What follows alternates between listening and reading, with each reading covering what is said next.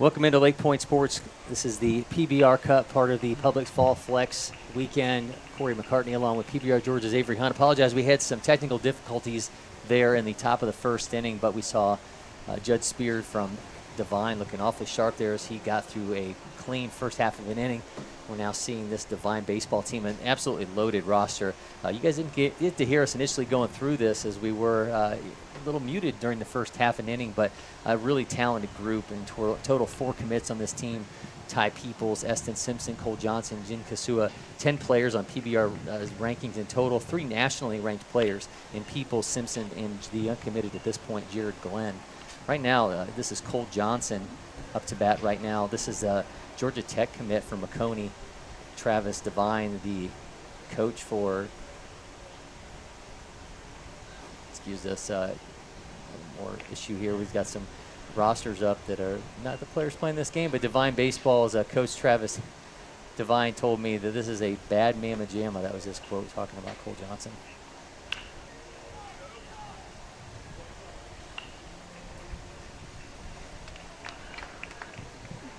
Just missed that one there to left center as he hit that ball in the left center field gap. Just got underneath it, right to the left fielder. It's never a fun at bat as a left-handed hitter to start the game off with a kind of twitchy lefty on the mound. Kind of hides the ball really well. It's never a fun at bat to start your day.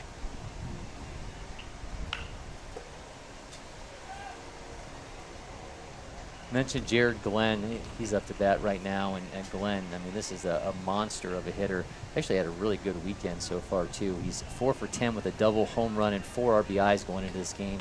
It's actually 4 for 4 in a victory over Service Baseball yesterday. Just a monster day. So did Peoples in that one, but this guy is an absolute monster of a hitter. 5'11", 200 pounds from Decula. The third-ranked third baseman in Georgia in the class of 2025, number 27 overall, 19th ranked third baseman in the nation.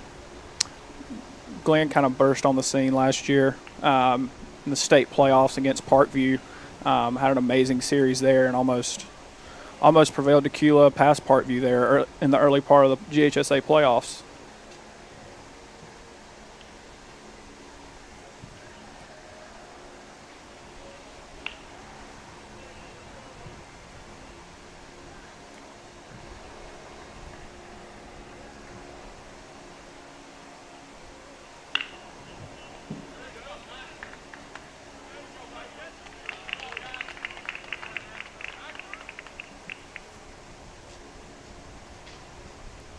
All right, so now we're going to see Ty Peoples. Let's talk about bursting on the scene. Peoples, a guy that's just, in a lot of eyes, almost come out of nowhere now to be a Georgia commit. He's actually next week going to be making a trip up to Milwaukee to be part of the 2025 roster in the first ever PBR All-American game. Interesting story people told me about when he found out he was on the roster. He was actually at work, and you know, some kids in high school jobs, they may work at a restaurant or work a menial job like that. Peoples actually works working heavy machinery and he's cutting metals and whatnot at this fabrication place. That's a kid that does legit work, and his boss, asked him about whether or not he had checked his email because he had heard about this All-American game, and lo and behold, Peoples checked his email and he had gotten an invitation to it.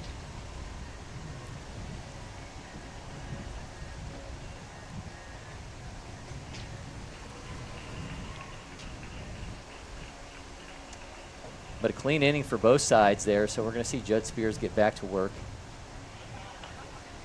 To go back to Peoples for a second, he's from Franklin County. It's kind of up in my neck of the woods. They've always had a good baseball program. Growing up in the area, it's good to see them to continue to, put guys like him out and, have good players that are going on to play at big D1 schools. Yeah, the profile on him just says the literal definition of a Swiss Army knife at the plate. He's able to adjust in the fly to any delivery, any arm slot, pitch type, or location. He told me he wasn't really playing travel baseball, and he started seeing a lot of guys around, that 8th grade freshman year period starting to get on and get attention and get commitments. And he said, if I want to get serious about this baseball thing, I'm going to have to do this. I think this is how I can, find my way to college. And he went to a tryout with a program I won't name, but he ended up not making it. And he said it ended up being the best thing for him because the program he had tried out for actually disbanded, and he had found his way to Devine baseball, and he's been with them ever since. And has a real good relationship with the coaching staff, the guys on the team, and Travis Devine in particular. And said, and obviously he made the right decision because now it's got him where we're talking about him being a Georgia commit, one of the top players in the nation in his position, and a guy about to play in an All-American game this week. That's a big thing too, Corey, is just finding that right fit, making sure you're comfortable, you're getting developed is also being seen. It's very important in the recruiting process, is finding that that right fit for you. What might be right for you might not be right for others.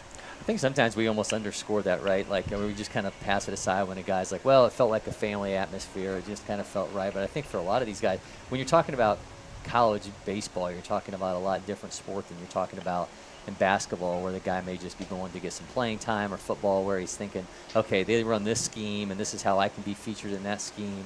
Baseball is just a completely different monster when it comes to the collegiate experience. And catcher makes the play, throws that one a little wide, so Tennessee National is going to have a base runner here. But that's kind of just, I think people don't really take that into account enough, how much it really is about a fit in a long process, because these guys are going to be at this school for, potentially, if they don't get drafted high enough, up to 3 years. Absolutely, and it's you see in college basketball, guys might be on campus for 6 months and they're they're in the NBA, but in college baseball, it's a 3-year commitment, and finding that right fit, and making sure you're winning games, but you're also getting developed, because ultimately most of these guys that go to these schools, playing in the big leagues is the ultimate dream. This is Matthew Schroeffel up to bat now from Tennessee Nationals, and Schroeffel, third baseman from Bearden, is the third-ranked third baseman in Tennessee in the class, 69th ranked player overall. He's going to be followed by Peyton Witter, and that's Hudson Oaks is the guy currently at first base here, getting on via the throwing error from the catcher. Spear steps out, still going to make the delivery.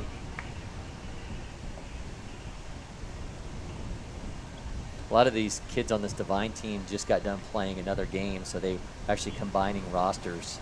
Some of these kids playing up, so a long day for some of these guys as they get ready to play potentially 7 more innings.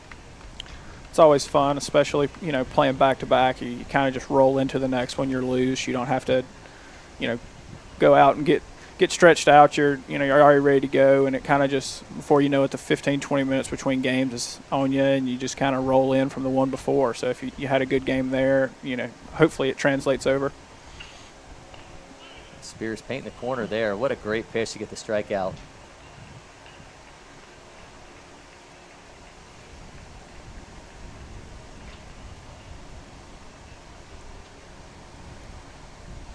All right, so 1 down. Now we're going to see Witter. Peyton Witter. Peyton Witter is the starting pitcher for Tennessee Nationals today. Just misses a little high in that breaking ball.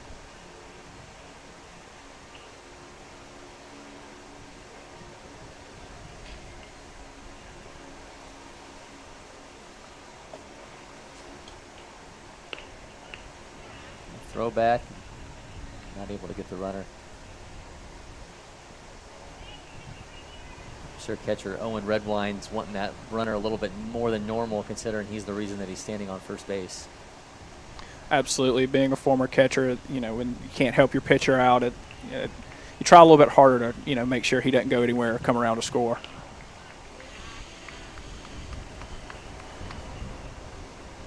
So how long did you catch for? However long I played baseball, so quite a while. I'm okay. not going to add up the years, yeah, but I caught throughout my playing career, and was, enjoyed it, enjoyed being back there, helping out the pitching staff, kind of being, the team leader behind the plate, and being able to, do everything you can to win. Yeah, one of the things I always like to talk to catchers about is just how you kind of learn a pitcher in terms of being able to go out and know, what to say to a particular guy when, to kind of calm him down. Not every guy likes to hear the same thing. So whether a guy likes go out and crack a joke, or just kind of get them back in line, but certain guys need to hear certain things to get themselves back into the rhythm. Absolutely. Saw the stolen base there. It just, it's depends on the pitcher. Some guys are real serious. You got to tell them to relax a little bit, and then other guys are, you have to kind of get them locked in. They're kind of out there just, out to lunch a little bit. So it just depends on the guy. Nice play there as that ball goes to Jinkasua to get the second out. But the runner does advance to third. So Tennessee Nationals with an opportunity to break through here with 2 outs. We'll see what they're able to do with now turning the things over to Jake Fennell, the catcher. Scrap together a run. Spears opens him up. Missed a little bit high. Seeing him go to the first pitch breaking ball a lot. It's always a good thing to be able to have in your back pocket to spin one over for strike one. Yeah, he said it was working well for him pregame, so I ride it a little bit. It just opens up a lot of different, opportunities to mix pitches when you can get that first pitch strike with a breaking ball. Sends that one foul.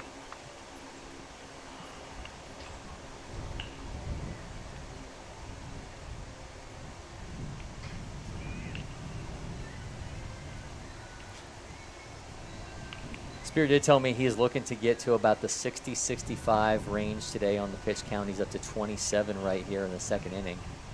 He's done a good job pounding the zone. At 6'5", he's able to get down the mound and have the ball get on hitters a little bit more as he, spins that breaking ball in there again to even it up.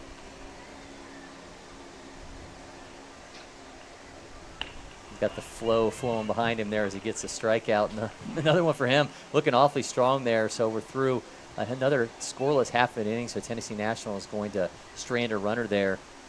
Spear looking awfully sharp. So we'll see if Devine Baseball can take advantage here as they've been able to keep him off the board. But those bats at some point are going to wake up. A lot of big-time hitters on this roster. So we'll see if they're able to capitalize here as we head on.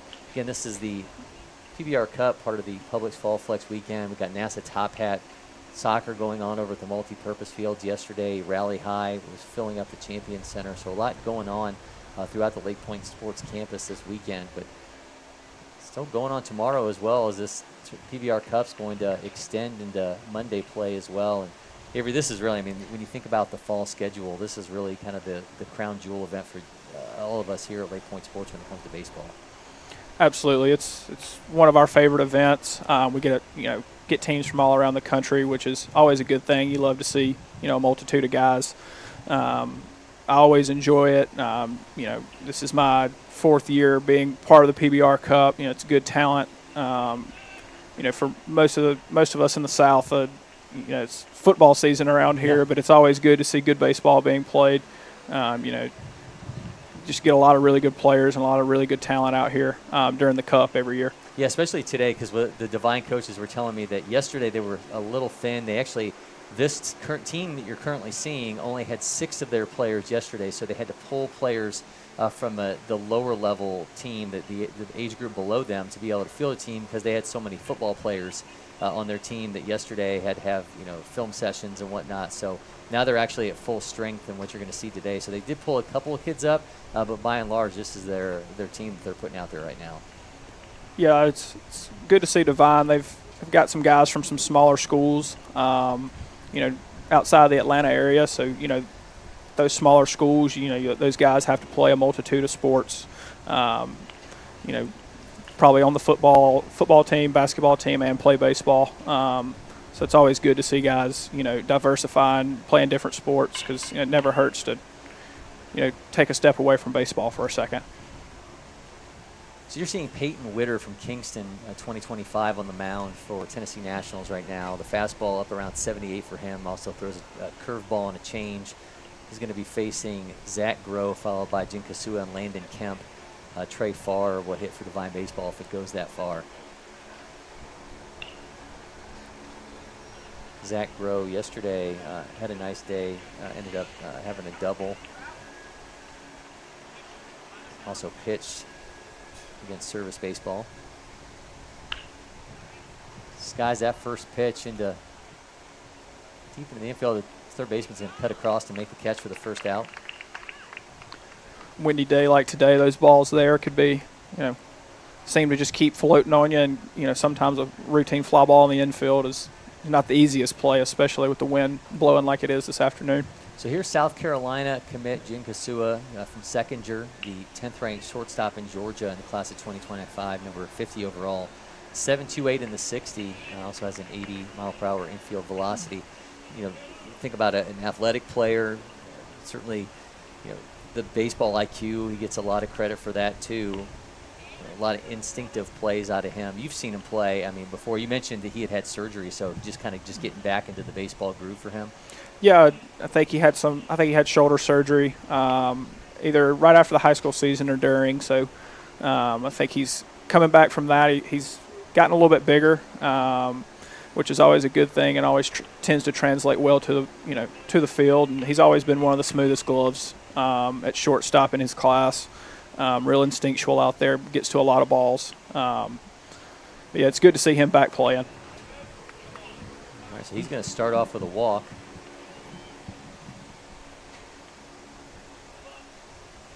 We've kind of seen Jen, coming up when he was 13 to now. It's always fun to see those guys, get bigger, get stronger, kind of progress in their baseball life. It's always fun to watch those guys grow and move on to the next level. It's almost like you kind of think of them like a stock, right? Like you see them early on and you think, okay, I think that guy's going to translate into this. And then, whether you see them reach that or even exceed that, I think kind of has to be part of the fun of what you guys get to do. Absolutely. It's always good kind of identifying those guys early. The younger age, you can have just the more physical guys that, it's just at 13 and 14, it's so different from how guys are size-wise and things like that. But it's always good to, see a guy grow from a 13-year-old to freshman, sophomore, commit to a Division I school, and then kind of follow them from there.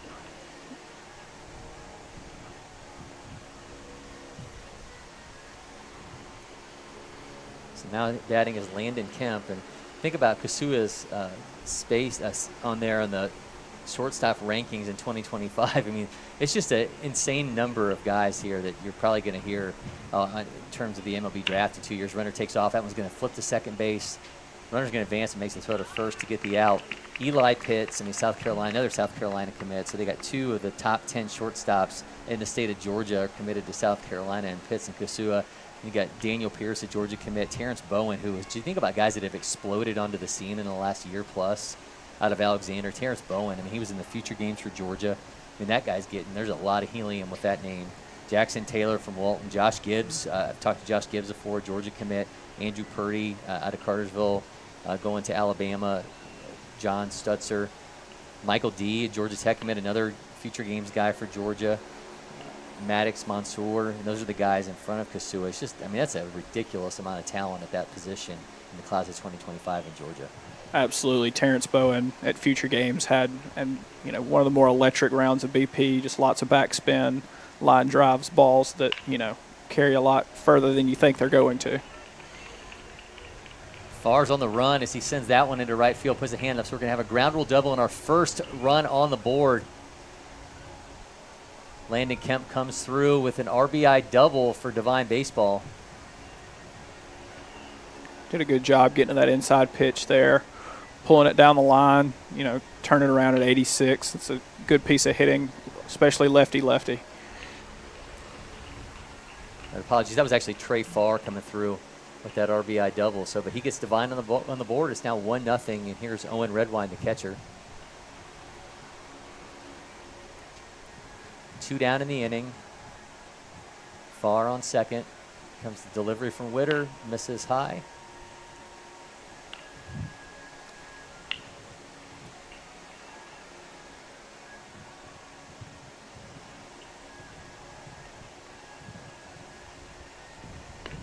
Another miss. Farr from East Forsyth. Also a left-handed pitcher and an outfielder.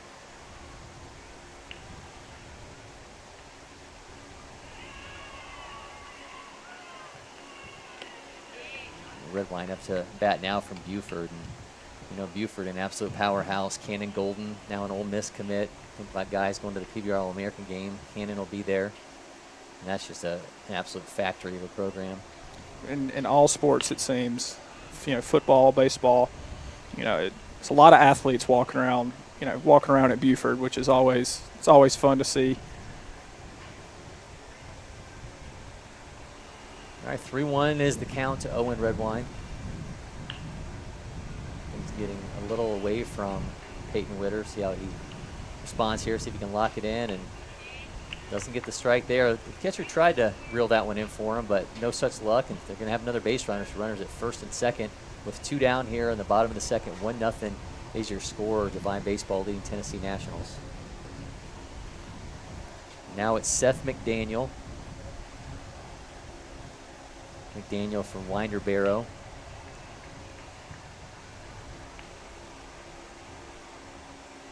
Winder Barrow had its moment 2 years ago with Brady House, who ended up being a top 10 MLB pick by the Nationals. It's a good baseball program too in the state. They put out some guys, seems like every few years in the draft, which is always good. Gets that one across from a strike as McDaniel holds back.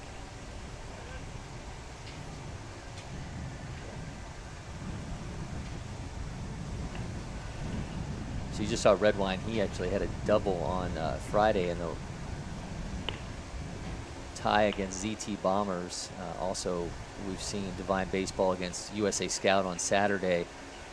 They won that game, won against Service Baseball on Saturday. They come into this one 2-0-1. They've outscored opponents 23-9 so far in their first 3 games. Tennessee Nationals, meanwhile, they're 1-2. They've been outscored 22-17. They did get a win earlier today, though, against USA Scout. They won 6-2. Cy Stevens, Mac McCord both doubled in that one. Hudson Oaks tripled. But those common opponents, Tennessee Nationals loses against ZT Bombers and Service Baseball.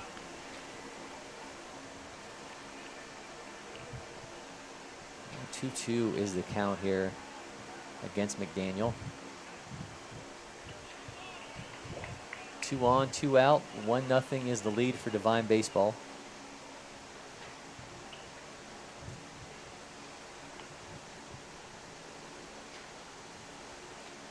Far dancing behind him, swing and a miss. Going to get out of the mix there, but not before Devine Baseball is able to get the run on the board to lead 1-0 as we continue here the PBR Cup, part of the Publix Fall Flex weekend at Lakepoint Sports.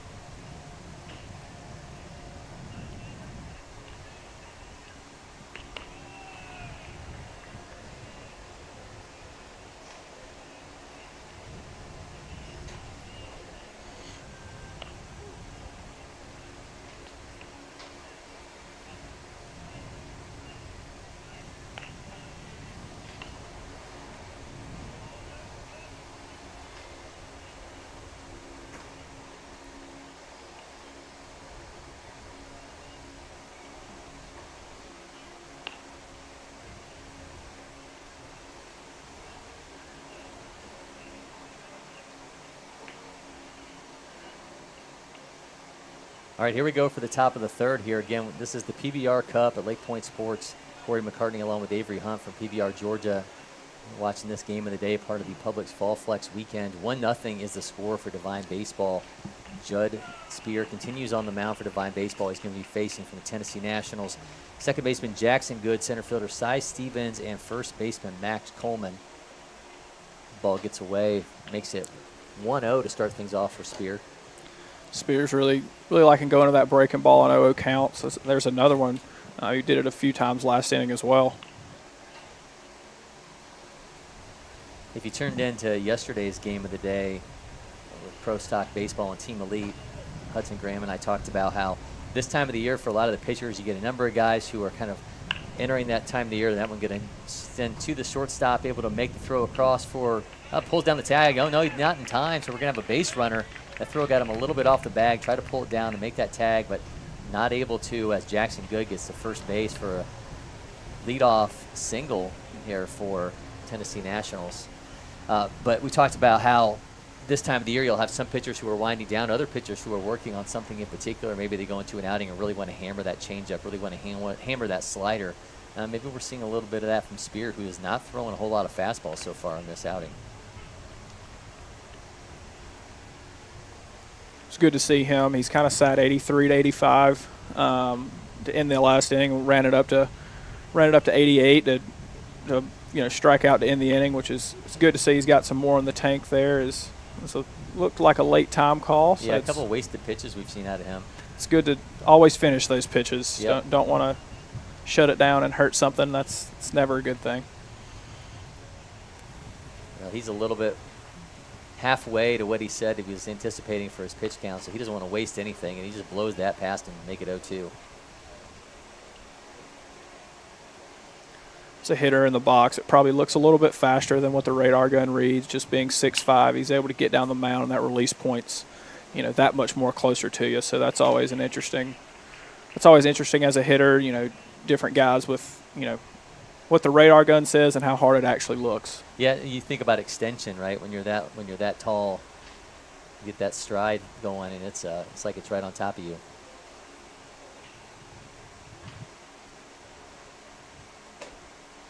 Would you have swung a pink bat?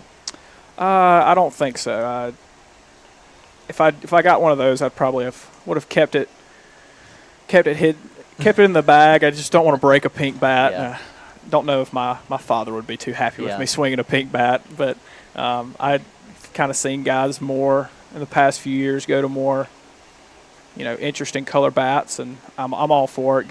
Let guys express themselves. Yeah, between Old Hickory, Camwood, Victus, Anchor, guys are really so many different options with wooden bats now, and so many different companies that are making these, these off-color ones and a little more. You see a light blue bat there as well. That seems to be the trend now. It's a little more, get a little bit more flashy, and I kind of like it. You think about the pro level. So many guys are adding different color accents to their uniforms. Of course, everyone thinks about Ronald Acuna Jr. and what he does with the Venezuelan flag colors on his Braves uniform. But we're seeing to be getting a lot more of that as we head down to the travel levels of things as well. Looks like we were a little confused there what the count was, but glad to see we got all that straightened out. Yep. And will be another strikeout. Yeah, Speer's got to be pretty happy so far. Runner's going to go. That throw is going to be easily in time. So make it 2 down in the inning. It's a big-time throw there on a breaking ball as well to start that hitter. As a catcher, ideally every pitch that to throw on would be chest high on a fastball, but it doesn't always work out that way. So it's good to see him handle the breaking ball there and be able to deliver an on-time throw down to second to get the runner for the second out. Yeah, Owen Redwine made that a non-issue. Absolutely gunned him down. Spears comes back, makes that 1-1.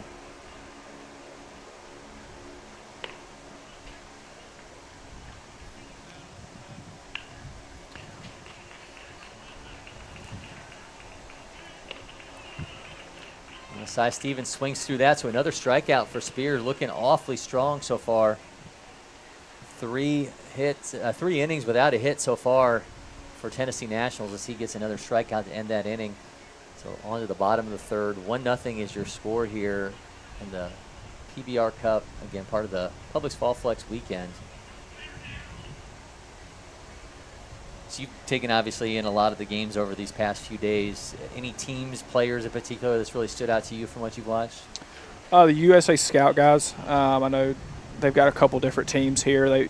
They always do a good job of competing. This Devine group, obviously with the display they've put on are probably my top 2, both Georgia teams. So it's always good, to see the guys in state playing well.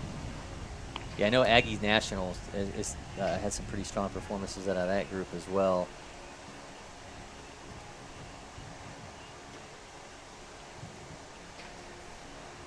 So Witter's going to continue on the mound here for Tennessee National. I know Witter last inning gave up the 2-out double, but you know, he's not going to see the same velo from him as you do from Speer, but he does a good job of hiding the ball, kind of deceiving hitters a little bit. He's done a good job of that through the first 2 innings.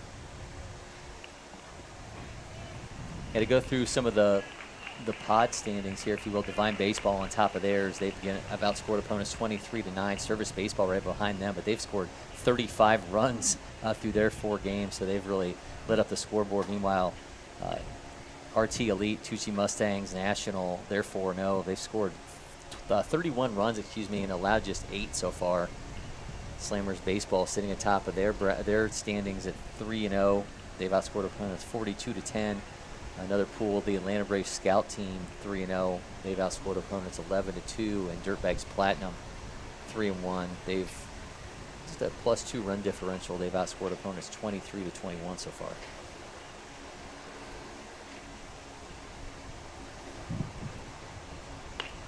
All right, Cam Cooper up to bat right now for Devine baseball, and they're going to flip it back to the top of the order with Cole Johnson and Jared Glenn.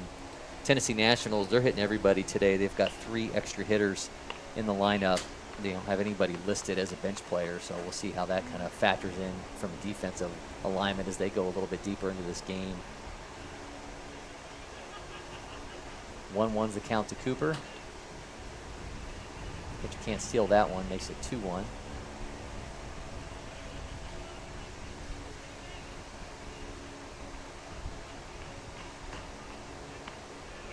There's a strike.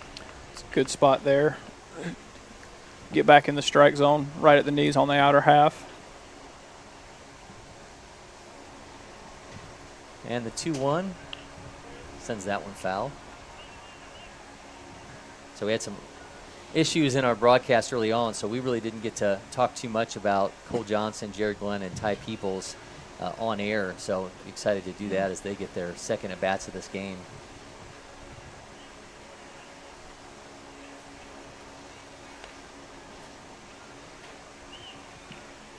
An interesting release for Witter. He does a really good job of kind of keeping the ball behind him, it looks like, so just kind of comes out of nowhere. We'll start things off with a walk for Cooper, and that's going to flip it back to Cole Johnson.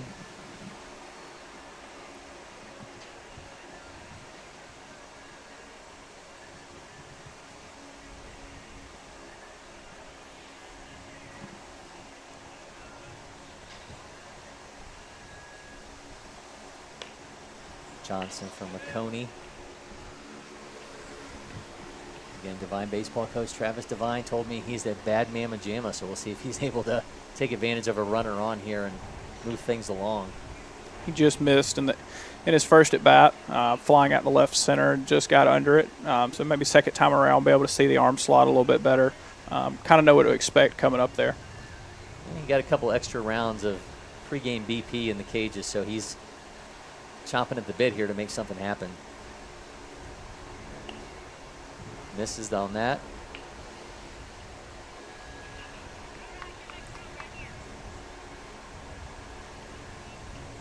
And Johnson drove in 3 runs Saturday in the win over USA Scout. That was a big win for Devine baseball. They just looked fantastic in that one. Jim Kasua, Ty Peoples, Trey Farr, all doubles in that one. Johnson, as I mentioned, drove in 3 runs. Ty Peoples had 2 RBI. Farr had 2.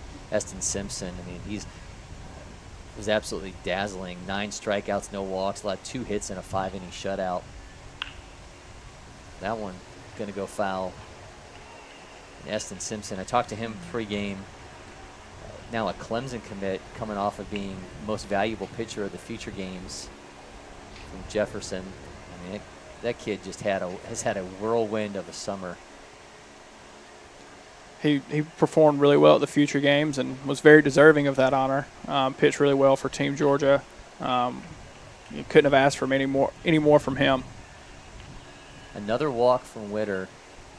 Pitch counts up to 43, so back-to-back walks. Not really what you want to do when you've got Jared Glenn now up to bat and Ty Peoples looming. Glenn in his first at bat turned one around 97, just happened to hit it right at the third baseman. Unfortunate outcome, but he has to be happy with the at bat. Jumps on one there, but it does go foul. Glenn, the third-ranked third baseman in Georgia in 2025, number 27th ranked player overall, 19th ranked third baseman in the nation, 251 overall, remains uncommitted. See how much longer that lasts. Get enough guys on his team that are commits in his ear talking about the programs that they're part of, and see how much longer before he ends up making an announcement. Well, we talked about it during our technical issues, but Glenn kind of burst on the scene in the Georgia high school playoffs against Parkview, had an absolute monster series against Parkview there, and that's it was kind of his coming out party of like, hey, I'm for real. So it's good to see him continuing that and having a good summer and carrying it on into the fall. All right, 2-1 is the count to the 5'11", 200-pounder from Decula. Make it 3-1.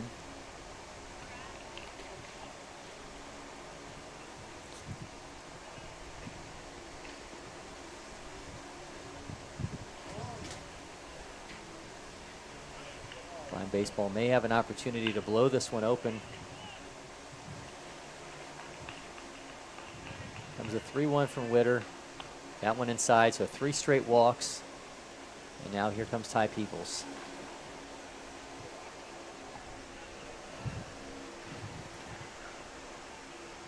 Devine's doing a good job of, putting together at bats, not, expanding the zone, just so being able to draw 3 walks to start an inning is always a good thing and tends to kind of kickstart the offense.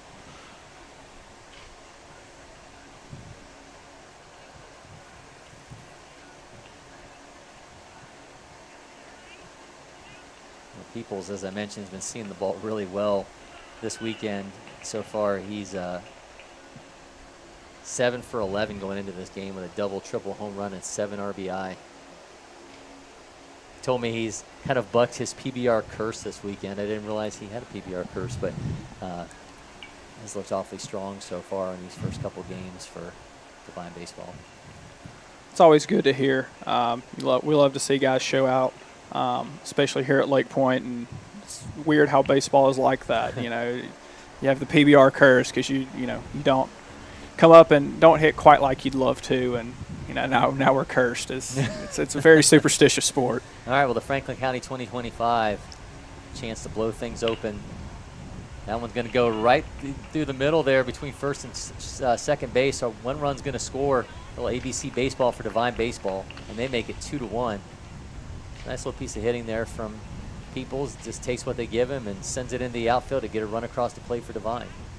It's nice to see him jump on the first pitch there after the mound visit. Even though he'd walked 3 straight to start the inning, was ready to hit and was able to sneak that one through the 3-4 hole. Now it's left fielder Zach Groh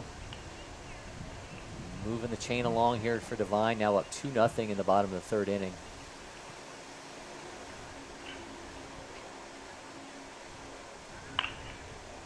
Sends that one right into center field. Just a little bit of a bloop. Going to score another run. The assembly line just keeps pushing it along. Now 3-0. Devine is the lead for Devine over Tennessee Nationals. It's 2 in a row that weren't absolutely killed, but they get the job done. It's seeing those walks coming back to kind of get the Tennessee Nationals here in the bottom of the 3rd. All right, so you got one more guy on base at 3rd that got on via walk, and now it's Jinkasua. Again, bases loaded, no outs here in the 3rd inning, top of the 3rd. Holds on to that one and potentially avoids another run scoring on a wild pitch.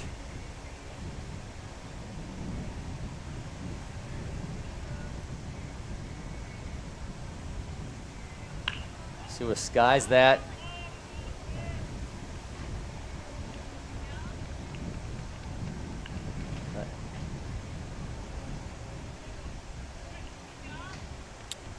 He's out with 1 down.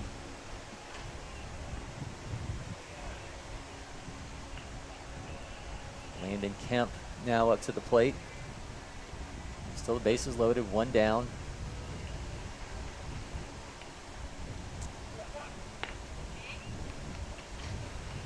Witter misses to start the AB.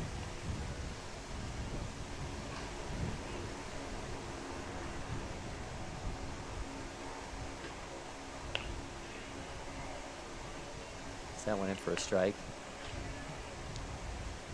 It's always fun as a left-handed hitter where, you're lefty in a big spot. It's always the luck of the draw, it seems. Make it 2-1.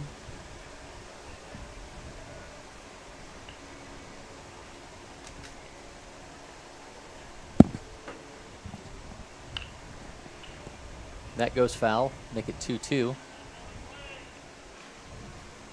Witter just trying to limit damage at this point.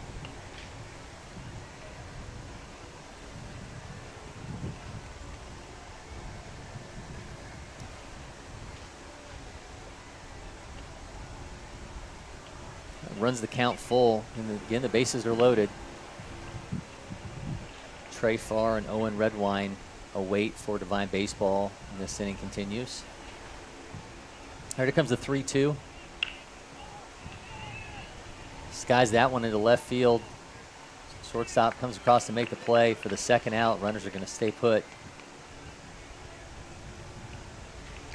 Witter's done a good job these last few hitters, even though he's had a little unlucky, but he's done a good job of getting back in the strike zone, getting guys to put the ball in play. Like I said, it was unlucky with a few balls, but it's good to see him back in the zone. Yeah, not a lot of hard contact on him with what we have seen hit, but Devine was able to take advantage of those walks, now leading 3-0. Farr skies that. Shortstop underneath it to make the out. So he gets out of it with only giving up 2 runs. And Devine, though, is now leading 3-0. Tennessee Nationals, meanwhile, they're still looking for their first hit against Judd Speer. I'm sure is going to come back out. He's about around that 40 pitch range, trying to get into 60, 65 pitches. So we'll see how much longer he's able to go. And here comes Speer walking across. Speer, a monster. You can see how much bigger he is than the umpires. He has a big presence on the mound, which is always a positive for a pitcher. It's intimidating seeing a guy, it's 6'5", walk out there, and any advantage you can get, it's always a good thing. It's now the 4th inning here is rolling along at the PBR Cup. This again part of the Publix Fall Flex weekend here at Lakepoint Sports. As I mentioned from the offset, we had the Rally High volleyball event Saturday at the Champion Center, and just a ton of high school teams throughout Ohio, some teams from Alabama over there as well. NASA Top Hat soccer over at the multi-purpose fields now, and the beach volleyball pavilion was open yesterday as well for some open play. So been a lot going on here at this this Champions weekend. But we had some rain yesterday, kind of delayed things a little bit, but still able to get the whole baseball slate in and just rolling along here with another day left in the PBR Cup, which will wrap up Monday with bracket play. Despite the weather looking a little questionable this morning on the drive in, it's good to see the sun come out, have a nice Sunday afternoon for some baseball. It was a little misty and cloudy this morning, but it's always a good thing. Makes our life a little bit better when the sun's out and the weather's behaving as it should.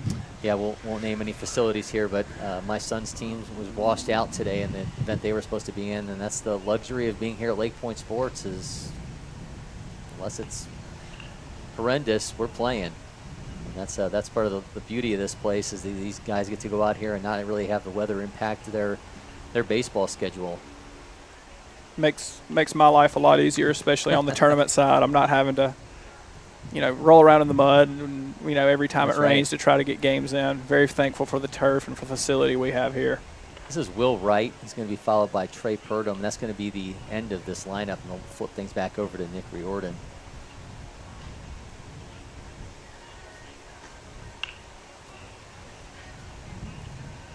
Will Wright's got the quarterback hand warmer in front of the uniform.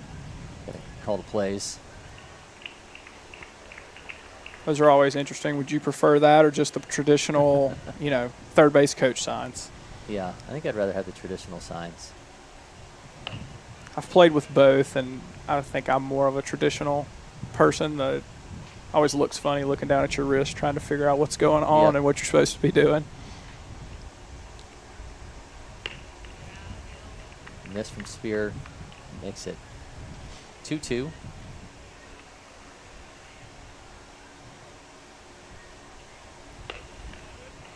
Getting a little mad at himself now as he runs the count full. It's good to see him step off there. He might have been rushing himself a little bit. Kind of step off the back of the mound and reset. It's not going to happen, though. Ends up with a walk to right to start things off. So Tennessee Nationals, a leadoff walk. Still searching for that first hit, but they've got another base runner.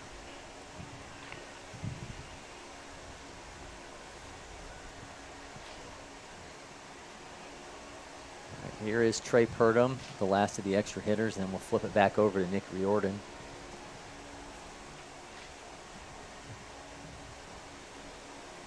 Little crouch setup from a smaller hitter. Runner's going to take off, and another great throw, but that time he's going to be safe. Just got the foot in there. Really good job by the second baseman. Cutting in front of the runner there quickly, being able to make the pick and apply the tag just a little late. It's a really good job by him there. It's not an easy play to make. Seen some good throws from Redwine down to second base, though, so far.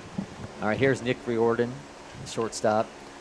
Riordan is one of the 2 ranked players in this Tennessee Nationals team out of Knoxville Central 2026. He's the 15th ranked shortstop in Tennessee, 63rd ranked player overall in that class.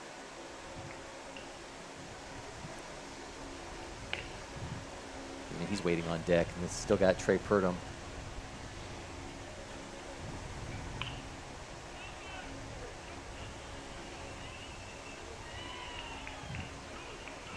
A low crouch of a setup. Cuts his strike zone down quite a bit. Does with the crouch stance, kind of shrinks things a little bit, especially for the guy on the mound.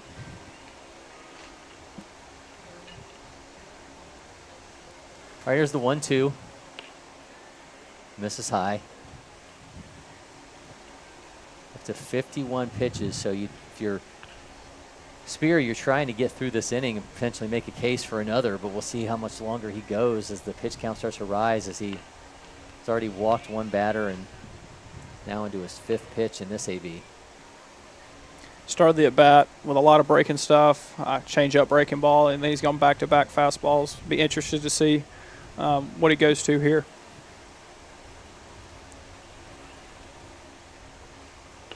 Swing and a miss for the strikeout. Looks like he went back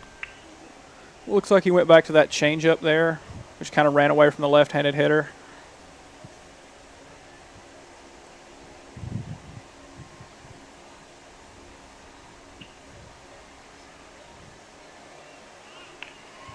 Gets the bunt down. Spear's going to field it himself, made the throw to first. Nice stretch to be able to make the play. Looked like that one was closer than maybe it had any chance to be, but so runner advances to third base. It's a good idea there. Good job by Speer to bounce off the mound, be able to field his position. The leadoff guy at the plate, it's a really good play. Guy can run, be able to bounce off, field the bunt, and make an accurate throw to first. Sometimes we can see pitchers kind of throw that ball down the right field line. Here's Max McCord. McCord doubled during a 6-2 win over USA Scout earlier today. Landon Wells on deck, swing and a miss. Very quickly, Speer has him at 0-2. 2 down in the inning. Speer searching for his 8th strikeout of the day. He gets it. 8K. Oh, yeah, make it 8K. No, that one's on the tip. So it looked like that one got past him. It's tough to see right there with the shadow creeping in from behind the plate. Good job with 2 strikes to stay alive. Skies that one. First baseman camps underneath it. Makes the out and gets him out of trouble. So runner stranded at third base. Devine continues to lead 3-0. Judd Speer, 4 hitless innings. I think that was the changeup he was telling you about. Was able to mix up speeds there and got him out in front, caused him to get under it and fly out there in foul territory to end the inning. Yeah, he's been in complete control. He has. He's done a good job with 3 pitches, especially at this level. That's always a always a plus to have, being able to locate and command 3 pitches and mixed speeds. Keeping hitters off balance is kind of the name of the game on the mound, especially as you get further up the ranks in the baseball world. All right, pitching change for Tennessee Nationals. They're now going to have Jackson Good. Jackson Good, a Central 2026, primarily a catcher with a pop time in the 215-2.2 range. But we're going to see him on the mound here as Peyton Witter exits. Witter's pitch count that hit 60 in that last inning. So we'll go from the lefty Witter to the righty Good. Thought Witter did a good job, especially in the last inning of limiting the damage. He kind of got himself into some trouble. There were some walks, but a few unlucky breaks, but was able to kind of contain it to the 2 runs to kind of keep the Tennessee Nationals in the game, give his guys a chance to battle back here in the later innings.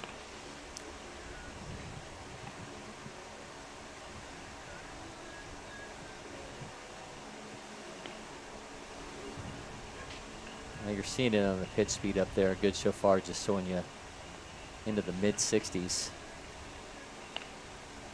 There he hit 70. We see some guys kind of come up and just make sure they're accurate on the mound and in warm-ups, and then kind of show something else velo-wise in the game. So we'll see what we got here.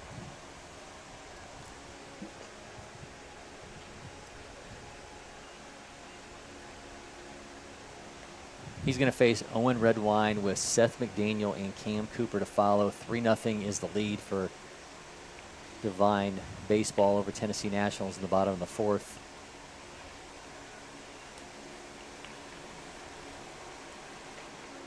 Appreciate everyone joining us here at the PBR Cup. Again, this part of the Publix Fall Flex weekend. Corey McCartney, PBR, Georgia's Avery Hunt with you.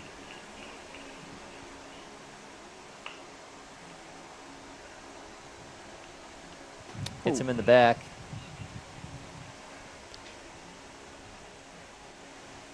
Redwine's been behind the plate all day, and then comes up to the plate and gets hit as well. But luckily for him, it was a breaking ball. If you're going to get hit, you prefer it to be that, not the fastball. So good for him. I believe he just got replaced by a pinch runner as well. It's one of the perks of being a catcher. You kind of get to take some miles off the leg, don't have to worry about running. It was always a good thing for me.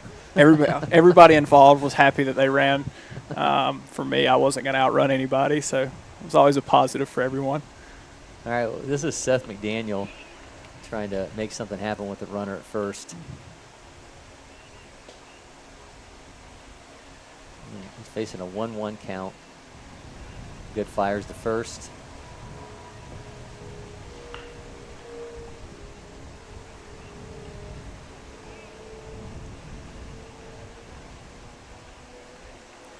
Here comes the 1-1. Runner's taking off and easily going to be into second for the steal. And that's what happens, right, when you start to have a pitcher where the velocity is maybe not the tick that you saw in the previous guy, and those base runners start to get a little bit anxious, a little bit itchy, and start running along the base path. Absolutely. And if you're on the mound, you just got to make sure you're controlling the running game, mixing your looks so they can't time you up and get a big jump. Good work there behind the plate to keep that ball in front, keep the runner at second base. 2-2 is the count to Seth McDaniel.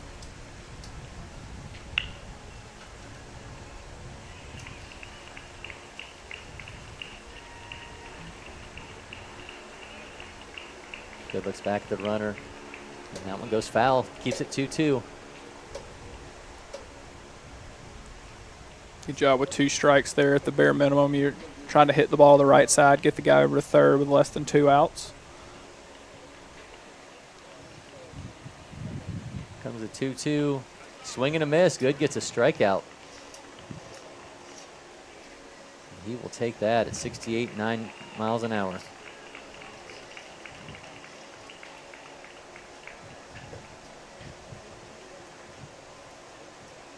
So 1 down, again a runner at second. Owen Redwine, by the way, stayed in to run. He's got that oven mitt. He's got to use it. Oh yeah, absolutely. You see a lot of guys with that these days, and all ranks of baseball. I'm a big fan. Can't protect the fingers. Well, I will say though, as somebody who coached, the kids always were more interested in making sure that was on when they were on base, as opposed to looking at the coach to make sure they got the signs. So. Another coach who told me that he actually banned them for 2 tournaments because the kids were missing signs because they were just everyone would get to first base and then grabbing their stuff, and were more interested in that than looking over at him to make sure they knew what to do next. Yeah, we do see a good amount of that. I think I've never put one on, but it seems that they might be a little tricky to get on. So if you can get it on efficiently, I think they serve a good purpose. 100%. Well, they got to take some cues from Ozzie Albies, who wears 2 of them. Yeah, absolutely. He should put together a tutorial on how to get those things on quickly. I know all the big league guys seem to be pretty good at it. Yeah. Maybe a little more practice. I guess over a 162 game year, you figure out the little details like that. That's right. All right, here comes the 3-1. So another walk. So 2 walks and a strikeout here for Jackson Good in this relief appearance. And now we're back to the top of the order with Cole Johnson. Now he's got to face the dangerous part of that lineup. Devine's been able to get these guys up with a lot of guys on base in the past few innings. They were able to execute that and score a few runs last inning. Let's see if they can do the same thing here. Yeah, the way these guys have performed over the last 3 games, it just feels like a matter of when they're going to really break things open, especially if you just keep giving them base runners.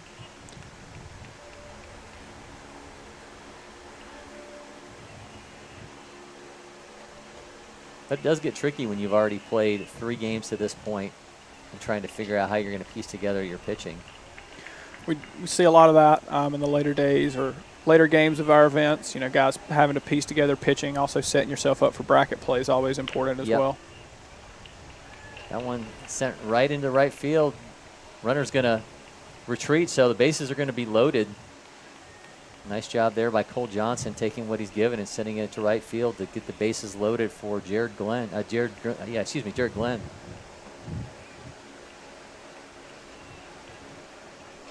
Had Missouri commit Paul Green on the mind there as I was running through Jared Glenn. It's easy to get some of these names with all these talented guys mixed up for sure. All right, there's Jared Glenn. He's got the bases loaded, 1 out. Ty Peoples on deck. 3-0 is the Devine baseball lead here in the bottom of the 4th.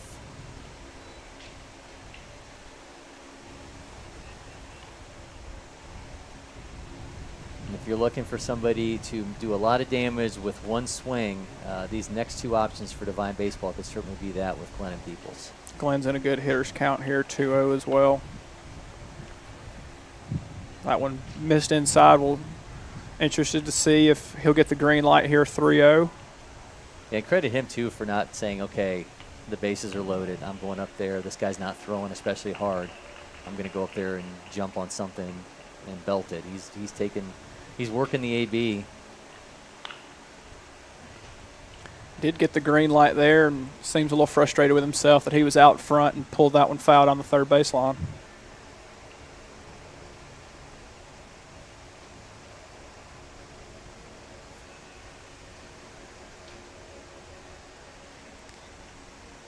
Still a good hitter's count here for Glenn. Here's the 3-1. Fires that one down the left field line. It's been out in front of those last 2 pitches here. It's got to a full count. And the PBR profile on Glenn talks about hand-eye coordination, which you can't teach. Says every BP round is nothing but clean barrels, impeccable swing mechanics, creates perfect backswing on nearly every hit that he gets. 3 straight down the left field line. You can see on the screen the exit velo slowly inching up on on each of the last 3. So yeah, it's about a 20-mile-an-hour difference between that first one down the left field line and that last one.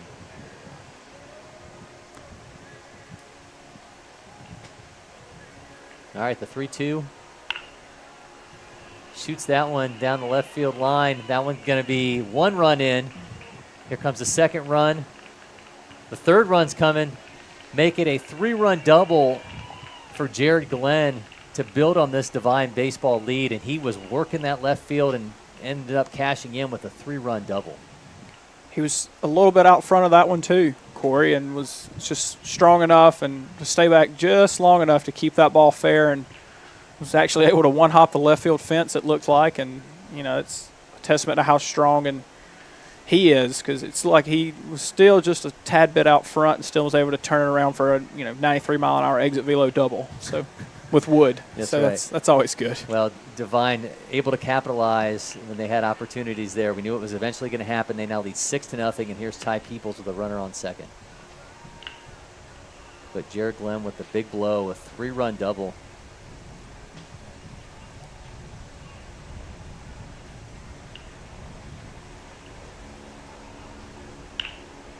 Peoples fires that one. That's going to be up off the wall. 1 run in. Peoples on second base now with an RBI double of his own to make it 7-0 Devine baseball. 2 nice piece of hitting there from 2 highly prized recruits. One in his way to Georgia and Peoples, and the uncommitted Glenn just looking awfully strong here in these last 2 ABs. Really good job there. Stay in the middle of the field, was able to drive that ball to right center and follow Glenn up with a double of his own. All right, see if Zach Groh can follow suit here. Back-to-back RBI hits. 7-0 is the lead. Sends that one into left field, and Peoples on his way home. And guess what? Another RBI extra base hit, another double. Makes it 8-0 Devine baseball here in the 4th inning.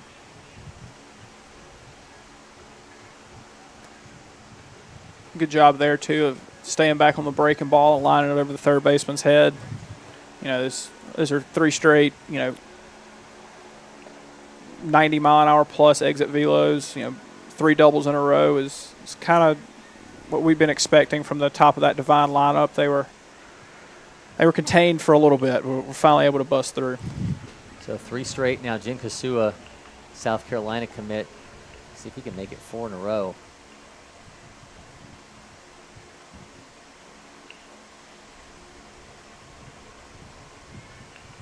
Devine managed to load the bases. Glenn comes through with the 3-run double, and then back-to-back 1-run doubles from Peoples and Grove. Built this into an 8-0 lead for Devine baseball here in the bottom of the 4th inning. Interesting to see, too, if we'll see Speer come back out with the 8-0 lead here through 4. Interesting to see. I know we talked about the pitch count, but interesting to see if he's going to come back out for the 5th inning.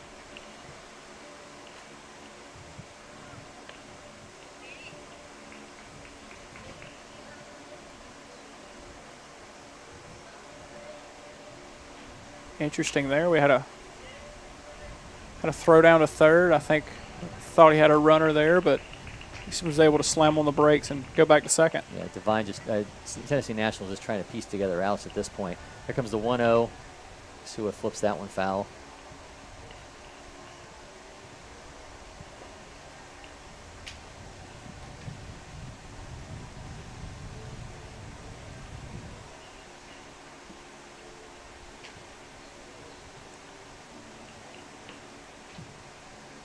This is a 1-1 from Good. Nope, he's gonna get the guy runner in a rundown, but gonna call him safe at third. I don't know what. We have some confusion here. It looked like they easily had him in a rundown. Apparently the tag wasn't. We might have wasn't on him. Is that a balk call here? I think the umpires are going to get together and talk about this one.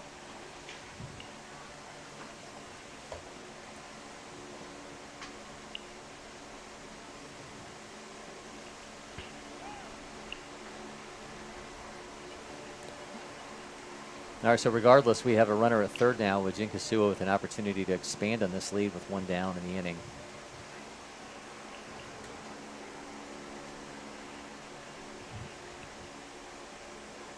I think we have an 0-2 count here as well. That's what we're, I think was what we were communicating there. Kasua fires that into left field, so another run going to score. Yeah, but what's he doing? It's only a single. You're supposed to with the multi-base hit to get those runs on the board for Devine baseball. But regardless, Jinkasua cashes in as well with the runner on third. Now 9-0 is the lead here with one out in the bottom of the fourth inning. And that's going to be it for Jackson Good. Looks like he got the 90-mile-an-hour exit velo down, but only a single. So sure he'll hear about that when he ended the double streak. That's right. All right, Landon Kemp is now going to hit for Devine baseball with, let's see who Tennessee Nationals put on the mound. Trey Faro and Redwine if this thing extends. Always good to keep in mind, too, we do have our 10-run rule Exactly. through 4 innings, and it'll be 8 runs through 5 innings. So we're teetering there with the way Devine's opened things up in this inning. Hard to see in that light there who's pitching right now for Tennessee Nationals or warming up. Yeah, the glare from the sun's making it tough to see who's on the mound here.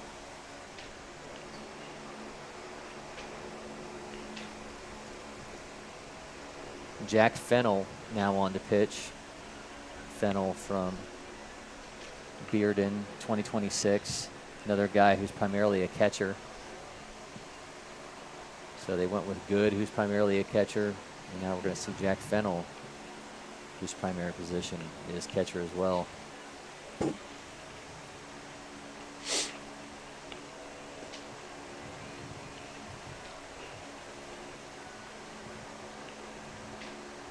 Tennessee Nationals had kind of flirted with some trouble the first 3 innings, and this inning Devine was finally able to take advantage.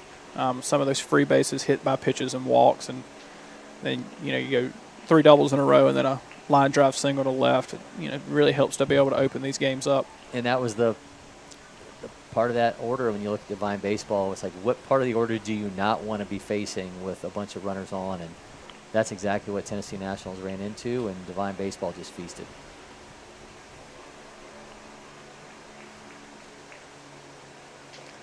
So again, this is Jack Fennell on the mound. He's going to be facing Landon Kemp with Trey Farr on deck.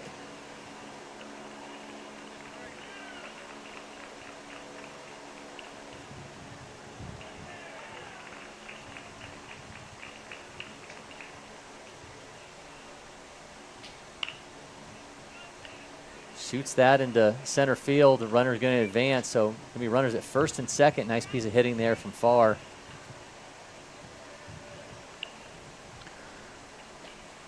Catcher Owen Redwine now walking to the plate. It's 5 straight hits from Devine. Continuing to put up good at bats no matter what the score is always good to see.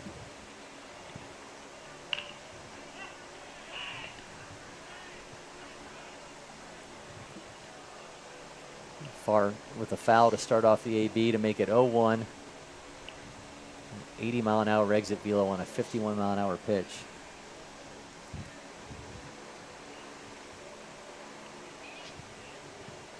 Watches ball 1.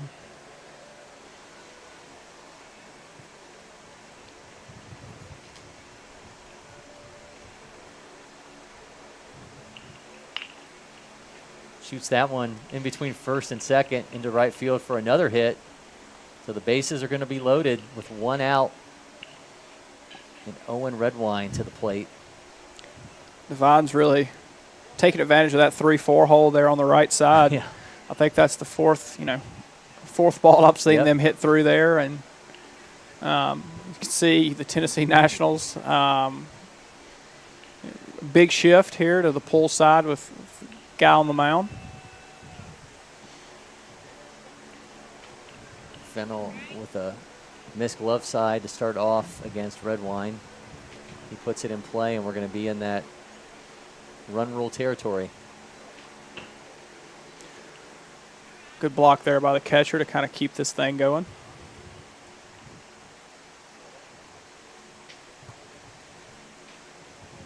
So far, 10 hits for Devine Baseball to score those 9 runs. We got 5 in a row, or excuse me, 6 in a row now. Yep. 3-0 count here. They'll get number 7 in this ball game.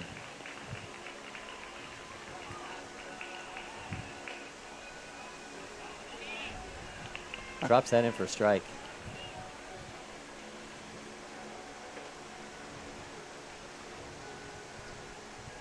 Landon Kemp at second base, surprised by the call. That one missed down and away, and I think that one will. Yeah, walking in the run. That'll do. Well. All right, now we're going to see Seth McDaniel. We're going to continue. It's now 10-0 after that walking in a run from Jack Fennell. Makes it 1-0.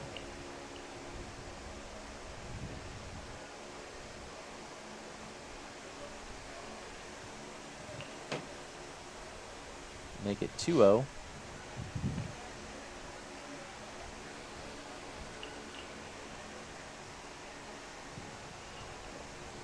Devine with 7 runs so far this inning. Daniel skies that one into center field. Camps underneath it. Good job there in center to get the ball in quickly, not allow the guy at third to tag up.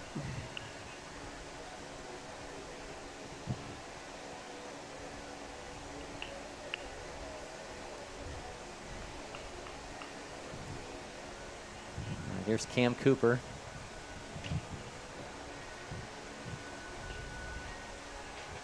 (10-0) is your Devine lead. Cooper watches ball 1 high.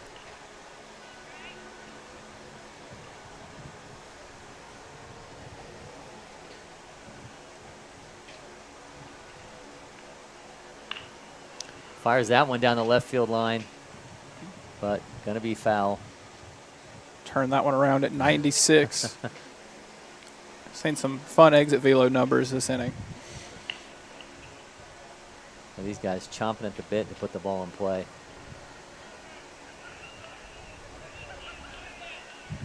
That's going to be it. Yep, I think we realized that was the 10-run rule there. We got a few more extra pitches in our broadcast, which is always a good thing. All right, well, yeah, we got a little bit extra work there for some of these batters, but 10-0, excuse me, is the win. And technically, we saw a no-hitter from Judd Speer, who looked awfully strong, 8 strikeouts in his 4 innings of work. Some domination there, especially in that last inning from Devine Baseball. They end up scoring 10 runs on 10 hits. Tennessee Nationals goes hitless in this one. Just a dominating win for Devine Baseball. Again, we saw Judd Speer look really good on the mound. We saw the key parts of that order. Cole Johnson, Jared Glenn, Ty Peoples, those guys just absolutely looked fantastic at the plate. And we looked at this on paper, and you said, man, this Devine Baseball lineup, this is a monster for any pitching staff to deal with. And that's what the problem the Tennessee Nationals ran into today. Absolutely. You kind of saw the middle of Devine's lineup here in the 4th inning, put up some really fun exit velo numbers and able to string together 5 or 6 straight hits to kind of open this game up. And we're finally able to take advantage of some of those free bases they'd been given in the first couple of innings. So it's always good to see those guys perform in the middle of the order. Yeah, it was a good game from Devine, especially with Speer on the mound. Yeah. Pretty dominant, mixing 3 pitches. Yeah, Cole Johnson ends up going 1 for 2. Glenn is 1 for 2, but he's got 3 RBIs off that double. Ty Peoples is 2 for 3 with 2 RBIs. Spears 2 for 3 with 2 RBIs. Kasua ends up getting 1 hit, driving in a run of his own. And he had Farr going 2 for 3. Redwine ends up walking twice, but he also gets an RBI off the walk. Just a really fun offensive showcase there for Devine baseball. We appreciate you joining us here in the PBR Cup. Again, this was our game of the day from the Publix Fall Flex weekend. Playing more baseball here at Lakepoint Sports today, and as well wrapping up tomorrow with bracket play. But Avery, appreciate you taking out the time to join us, and appreciate everybody at home watching us. And we'll be back for another broadcast soon here on Lakepoint Sports. This is Corey McCartney signing off, saying we'll see you soon here in the Diamond.